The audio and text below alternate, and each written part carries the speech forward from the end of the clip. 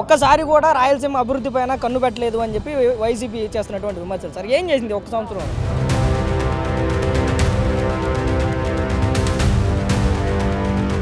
రాయలసీమలో మరీ ముఖ్యంగా కడపలో కూడా పులివెందల నియోజకవర్గానికి కూడా ఈ సాగునీరునిచ్చింది చంద్రబాబు నాయుడు గారు, తెలుగుదేశం పార్టీ. కనుక ఈ ఆరోపణలన్నీ ఇవి ఎవరో రాయలసీమ అనగానే ఏదో వైఎస్ రాజశేఖర రెడ్డికి ఏదో కట్టని కోట, కడప జిల్లా అనగానే జగన్మోహన్ రెడ్డి కంచుకోట అని చెప్పుకుంటా వస్తారు కదా. మరి అలాంటి కోటని బద్దలు కొట్టి ఈరోజు కడప నడిబొడ్డున మహానాడు జరుపుకుంటా ఉన్నారు. ఎలా ఉందమ్మా? ఎవరికి కోట కాదు, ఎవరి ఆస్తి కాదు, ఎవరి సంపద కాదు. ఇది ఆంధ్రప్రదేశ్ ఫస్ట్ థింగ్. నిన్నటిదాకా వైఎస్ఆర్ కడప, ఇవాళ జస్ట్ ఓన్లీ కడప. అది చంద్రబాబు. ఎవరి సొంతం కాదు, ఎవరి కోటలు కాదు. ఈ కడప జిల్లాలో గత 5 సంవత్సరాల వైసీపీ ప్రభుత్వానికి లేదంటే జగన్మోహన్ రెడ్డి ముఖ్యమంత్రి పనితీరుకి 100కి ఎన్ని మార్కులు ఇస్తారంటే ఎన్ని ఇస్తారు? జగన్మోహన్ రెడ్డిది అసలు పరిపాలనే కాదండి, అది ఒక అరాచకమైనటువంటి పాలన. ఈ రాష్ట్రానికి చీకటి అధ్యాయము, అతనికి 0 మార్కులు అండి. కార్యకర్తలు చూసుకునే విషయంలో లోకేష్ గారు ఎలా ఉంటారు, లోకేష్ గారి పనితీరు ఏంటి అంటే ఏం చెప్తాము? ఒక మాట చెబుతా. సొంత మా అన్న, నా కుటుంబంలో మా అన్న ఎలా ఉంటాడో లోకేష్ బాబు గారు చూస్తే మా అన్నే మాకు గుర్తొస్తాడు.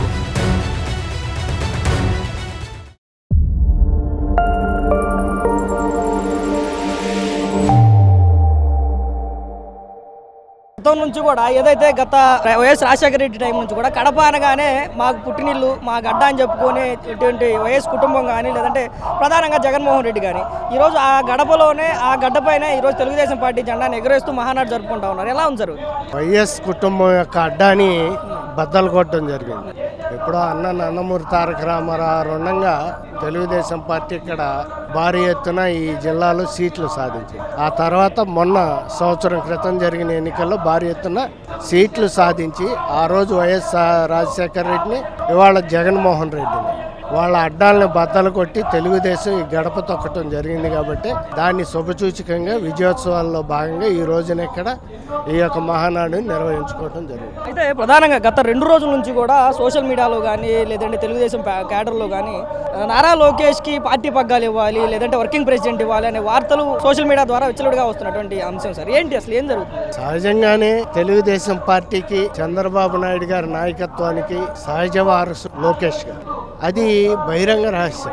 అది మొన్న కాకపోతే ఇవాళ కాకపోతే రేపైనా తెలుగుదేశం పార్టీకి, ఈ తెలుగు రాష్ట్రానికి, ఆంధ్రప్రదేశ్ రాబోయే నాయకుడు లోకేష్ బాబు గారు.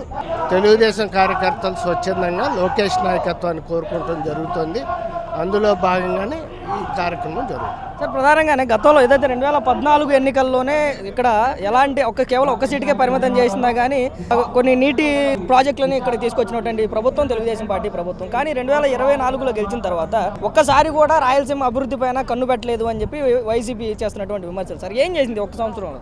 ఈ ఒక్క సంవత్సరంలో అనేక కార్యక్రమాలు, అంద్రి నీవా ప్రాజెక్టు కానించి ఇక్కడ ఇరిగేషన్ కార్యక్రమాలన్నీ కూడా తెలుగు గంగను తీసుకొచ్చి రాయలసీమకి నీళ్ళు ఇచ్చింది నందమూరి తారక రామారావు. చంద్రబాబు నాయుడు గారు వచ్చిన తర్వాత ఆ వారసత్వాన్ని కొనసాగిస్తూ ఈ రాయలసీమలో అనేక ప్రాజెక్టుల్ని చేపట్టి ఇక్కడ నీటిని ఇవ్వటం జరిగింది. అందులో ఇది ప్రజలందరికీ తెలిసింది. ఇవాళ శ్రీశైలం బ్యాక్ వాటర్స్ రాయలసీమలో మరీ ముఖ్యంగా కడపలో కూడా పులివెందల నియోజకవర్గానికి కూడా ఈ సాగునీరునిచ్చింది చంద్రబాబు నాయుడు గారు, తెలుగుదేశం పార్టీ. కనుక ఈ ఆరోపణలన్నీ ఇవి ఎవరో నమ్మరు. ప్రజాస్వామ్యబద్ధంగా ఏదైతే మే నెలలో జరిగినటువంటి ఎన్నికలకి జూన్ 4వ తారీఖు వచ్చినటువంటి ఫలితాలను బేస్ చేసుకుని జగన్మోహన్ రెడ్డి జూన్ 4వ తారీఖును వెన్నుపోటు దినోత్సవంగా జరుపుతాం, రైతులతో కలిసి, మహిళలతో కలిసి, నిరుద్యోగులతో కలిసి వెన్నుపోటు దినోత్సవంగా జరుపుతాం అని చెప్పి మాట్లాడుతూ ఉన్నారు. సరే ఎవరికి వెన్నుపోటు పొడిచారు? ఇప్పుడు జగన్మోహన్ రెడ్డి గారు ఉద్యోగం పీకేశారు ప్రజలు. ఆయన చేయటానికి పనేమి లేదు. ఆయన దుష్ప్రచారం చేయటం, లేనిది ఉన్నట్టుగా, ఉన్నది లేనట్టుగా ఆయన గోబెల్స్ ప్రచారం చేయటంలో, ముఖ్యంగా సోషల్ మీడియా ద్వారా ప్రచారం చేయటం, కులాల మధ్య చిచ్చు పెట్టడంలో నెంబర్ 1. అందులో భాగంగానే రేపు జూన్ 4న ఈ దినోత్సవం అనేది జరుపుతుంది. మేము గనక నిజంగా ఈ సంవత్సర కాలంలో ప్రజల ఆకాంక్షలు నెరవేర్చకపోతే ఈ రోజున ఇవాళ మహానాడికి కడప జిల్లా లాంటి ఇక్కడ ఎటువంటి వసతులు లేకపోయినా, ట్రాన్స్పోర్ట్ లేకపోయినా ఇంతమంది వచ్చారంటే ఈ సంవత్సర కాలంలో చంద్రబాబు నాయుడు గారు, లోకేష్ గారు అద్భుతమైన పాలన అందించారు కాబట్టి ప్రజలు స్వచ్ఛందంగా దీనికి మహానాడికి తరలి రావడం. కూటమి ప్రభుత్వం ఏర్పడిన ఈ సంవత్సర కాలంలో అనేక మంది ఎమ్మెల్యేలను కానీ, అనేక మంది మంత్రులను కానీ, మాజీ మంత్రులను కానీ, అనేక మంది మాజీ శాసనసభ్యులను అరెస్ట్ చేస్తా ఉన్నారు. దీనిపైన వైసీపీ వాదన ఏంటి అంటే ఇదన్నీ కూడా అక్రమ అరెస్టులు, రెడ్ బుక్ రాజ్యాంగం అమలు అవుతా ఉంది అని చెప్పి వాళ్ళ వాదన. ఏంటి నిజంగానే కక్ష సాధింపు చర్యలు చేస్తున్నారా? తప్పు చేసిన వాళ్ళందరికీ కూడా సాక్ష్యాధారాలతో సహా ఎవరైతే అవినీతి చేశారో, లేకపోతే అక్రమాలు చేశారో, రౌడీజం చేశారో చట్టబద్ధంగా, న్యాయబద్ధంగా, రాజ్యాంగబద్ధంగా వాళ్ళ మీద కేసులు బుక్ చేయడం జరుగుతుంది. తప్పు చేసిన వాళ్ళ పేర్లే రెడ్ బుక్లో ఉన్నాయి. తప్పు చేయని వాళ్ళ ఎవరే లేవే. మొత్తం అందరినీ అరెస్టులు చేసి జైల్లో పెట్టలేదుగా. ఎవరో కొందరిని ఎందుకు పెట్టడం జరుగుతుంది? వాళ్ళు తప్పు చేశారు కాబట్టి ఆ తప్పుకు తగ్గటువంటి క్లియర్ ఎవిడెన్స్ ఇవాళ దీంట్లో లిక్కర్ స్కామ్లు చాలా సాక్ష్యాధారాలు స్పష్టంగా ఉన్నాయి కాబట్టి ధనుంజయ రెడ్డి గారిని, కృష్ణమోహన్ రెడ్డి గారిని, మిగతా గొర్రపరెడ్డిని కానీ వీళ్ళందరినీ జైల్లో పెట్టడం. అలా తప్పు చేసిన వాళ్ళందరినీ తప్పనిసరిగా రాజ్యాంగబద్ధంగా శిక్షించడం జరుగుతుంది. మొదటి నుంచి కూడా జగన్మోహన్ రెడ్డి కానీ లేదంటే వైసీపీ నాయకులందరూ కూడా కడప అంటే వైఎస్ కుటుంబానికి అడ్డ, రాయలసీమ అంటే జగన్మోహన్ రెడ్డి అడ్డ అని చెప్పుకుంటూ వస్తున్నటువంటి పరిస్థితులు మనకు గత కొన్ని సంవత్సరాలుగా చూస్తూ ఉన్నాం కదా. మరి అలాంటి గడ్డ పైన మొదటిసారి తెలుగుదేశం పార్టీ జెండా మహానాడు పేరుతో రెపరెపలాడుతా కనిపిస్తూ ఉంది కదా. ఎలా ఉంది మీకు? చాలా అద్భుతంగా ఉందండి. ఇప్పటి వరకు మహానాడు రాష్ట్రంలో పార్టీ పెట్టిన తర్వాత దాదాపు 43 సంవత్సరాల తర్వాత మొట్టమొదటిసారి కడప జిల్లాకు అవకాశం వచ్చింది. గతంలో ఎన్నో మహానాడులు జరిగినాయి. వాటికంటే కూడా ఇది బ్రహ్మాండంగా అద్భుతంగా జరుగుతుంది. చాలా మంచి కార్యకర్తల నుంచి, ప్రజల నుంచి మంచి స్పందన ఉంది మహానాడు మీద. మామూలుగా ఏదైతే గత కొన్ని రోజులుగా లోకేష్ గారికి తెలుగుదేశం పార్టీ పగ్గాలు ఇవ్వాలి, లోకేష్ గారికి వర్కింగ్ ప్రెసిడెంట్ పదవి ఇవ్వాలి అని చెప్పి కొన్ని వస్తున్నటువంటి వార్తలు, కొంతమంది కార్యకర్తల ఆశాభావం ఏంటి? మీకు దానిపైన అభిప్రాయం ఏంటి? లోకేష్ గారు గతంలో ఉండేదానికి భిన్నంగా ఏ రోజు కూడా గతంలో 30 లక్షలు 50 లక్షలు సభ్యత్వం ఉండేది. ఈ రోజు లోకేష్ గారు నాయకత్వంలో 1 కోటి సభ్యత్వం దాటింది. ఇది దేశంలోనే కాదు ప్రపంచంలోనే ఒక ప్రాంతీయ పార్టీకి ఇంత సభ్యత్వం ఉండే పరిస్థితి లేదు. అంతేకాదు లోకేష్ బాబు గారు మానవతా దృక్పథంతో కార్యకర్తలను కష్టాల నుంచి ఆదుకునే దానికోసము ఆయన తీసుకునే నిర్ణయాల పట్ల ప్రతి ఒక్క కార్యకర్త కూడా చాలా ఆయన పట్ల సానుకూలత ఉంటాడు. ఆయన నాయకత్వంలో ఈ రాష్ట్రమే కాదు, తెలుగుదేశం పార్టీ కార్యకర్తలే కాదు, మంచి రాష్ట్రానికి భవిష్యత్తు ఉంటుంది. ఆయన జాతీయ పార్టీ అధ్యక్షుడిగా చేయాలని ఒక కార్యకర్తలే కాదు ప్రజలు కూడా కోరుకుంటారు. మామూలుగా కూటమి ప్రభుత్వం ఏర్పడి సంవత్సర కాలం అయింది కదా.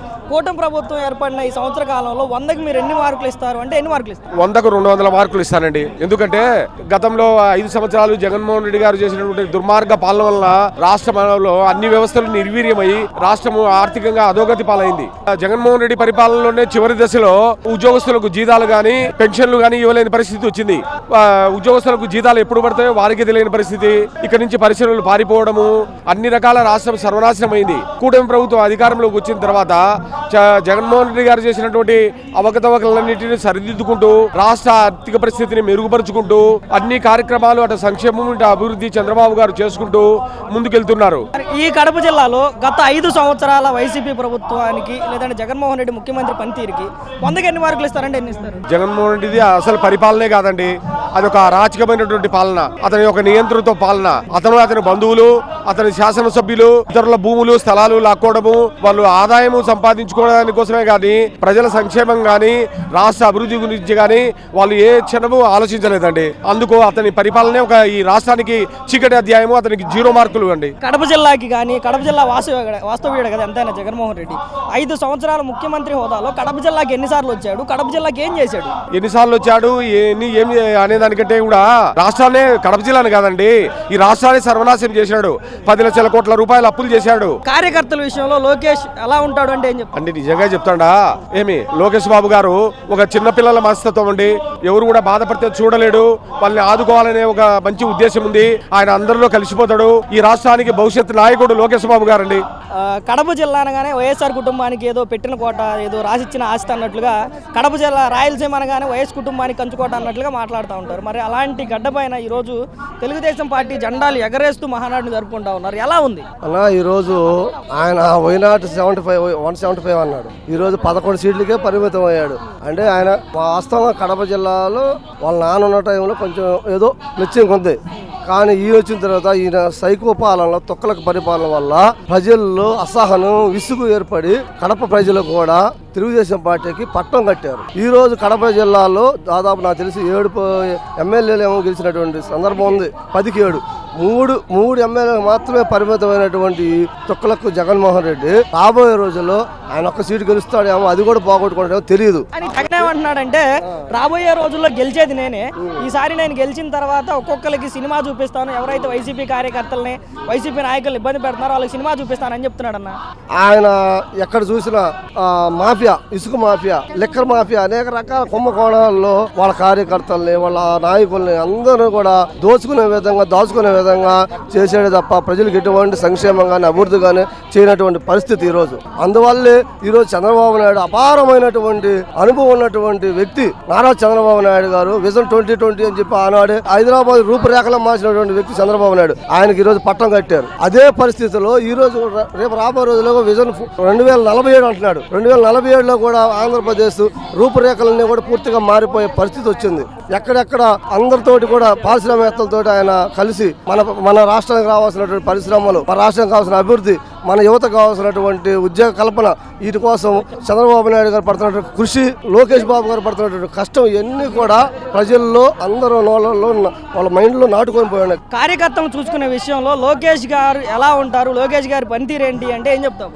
ఒక్క మాట చెబుతా. సొంత మా అన్న, నా కుటుంబంలో మా అన్న ఎలా ఉంటాడో లోకేష్ బాబు గారు చూస్తే మా అన్నే మాకు గుర్తొస్తాడు. ఎందుకంటే అట్లా ప్రతి కుటుంబంలో ఒక అన్నలా, ఒక తమ్ముడులా, ఒక తోబుట్టులా ఆయన ప్రతి కార్యకర్త మమేకమయ్యి ఏ కష్టం వచ్చినా నష్టం వచ్చినా వాళ్ళకి అందుబాటులో ఉంటూ ఈ రోజు తోట చంద్రయ్య పార్టీ కోసం అమరుడయ్యాడు. జై జగన్ అనమంటే జై చంద్రబాబు నాయుడు అని చనిపోతే ఆ కుటుంబానికి అండగా నిలబడిన వ్యక్తి లోకేష్ బాబు. అదే విధంగా మన ఇక్కడ సత్యవేడు జిల్లాలో ఆ మురళీ నాయక్ జవాన్ గా వీర తిలకం దిద్దుకొని చనిపోతే ఆ జవాన్ కుటుంబానికి అండగా ఉన్నటువంటి వ్యక్తి లోకేష్ బాబు గారు. కాబట్టి కార్యకర్తలకి, అదే కార్యకర్తలే కాకుండా ప్రజలందరూ కూడా అందుబాటులో ఉండే వ్యక్తి నారా లోకేష్ బాబు. రాబోయే రోజుల్లో మేము నారా లోకేష్ బాబు గారి నాయకత్వాన్ని కోరుకుంటున్నాం. ఆ నాయకత్వంలో యువతగా మేము పనిచేయడానికి సంసిద్ధమై ఉన్నాం.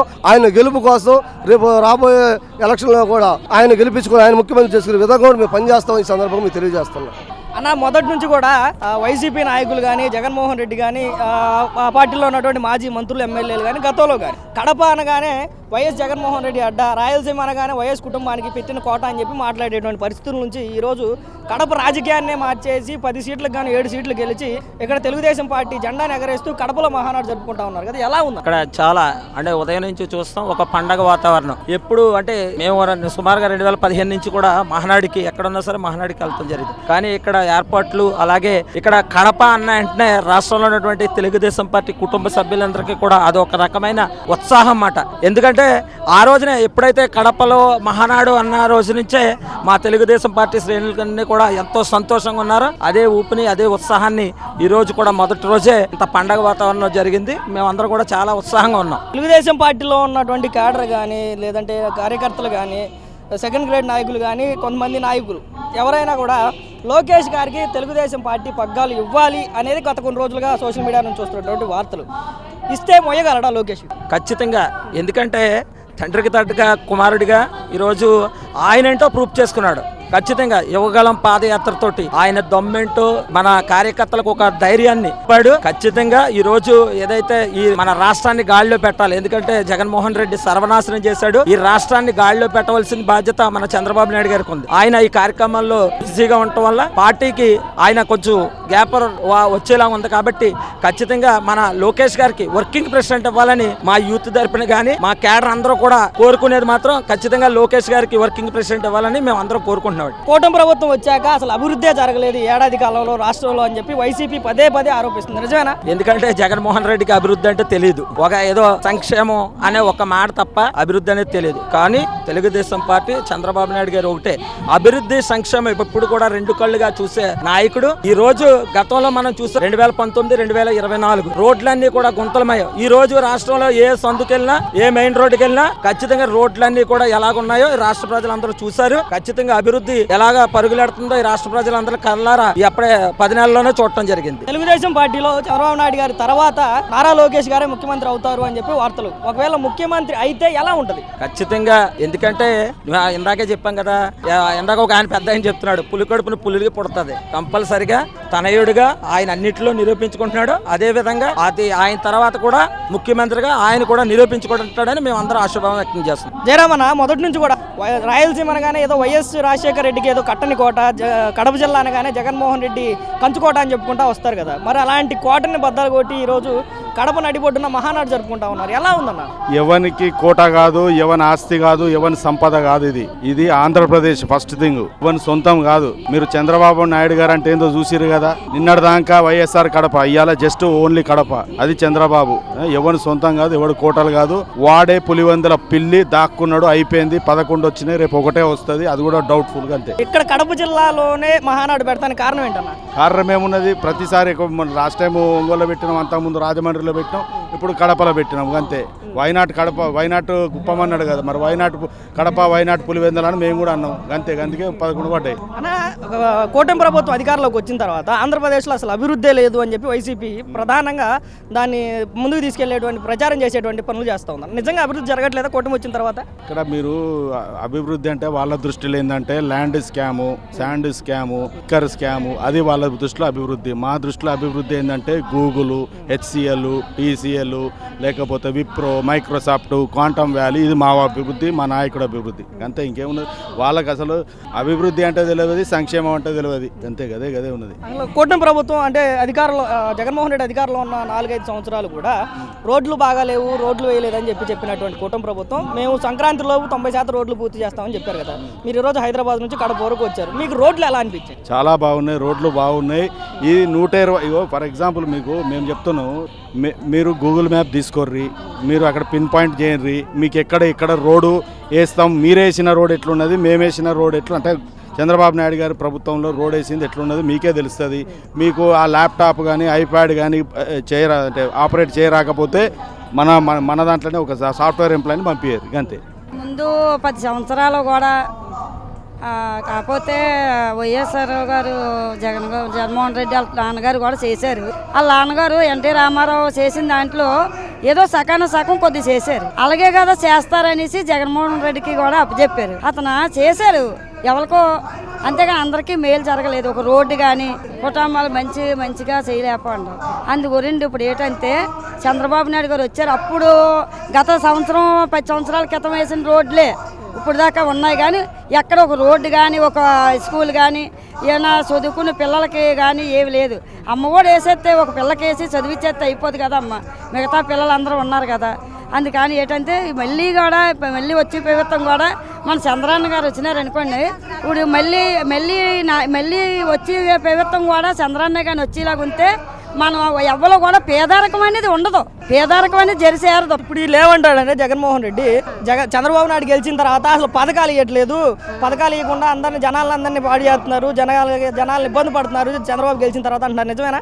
అదేం లేదండి, అంత బాగుంది. కాకపోతే అన్ని ఒకటి చేసుకొస్తున్నాయి. అతను అంతా అప్పులు చేసేసి ఇచ్చాడు, వాళ్ళకి జీతాలు ఇవ్వలేదు. ఆ టీచర్లకు కానీ చాలా గవర్నమెంట్ ఎంప్లాయీలు అందరూ చాలా ఇబ్బంది పెట్టారు. ఇప్పుడు ఇతను వచ్చి అందరికీ కూడా 3,000 రూపాయలు 3,000 రూపాయలు ఇవ్వడానికి కొంచెం చేసి 5 సంవత్సరాల్లో 3,000 వేసాడు. ఇతను అలాగ కాదు, ఒకేసారి 1,000 రూపాయలు వేసాడు. 4,000 రూపాయలు అందుకుంటున్నారు.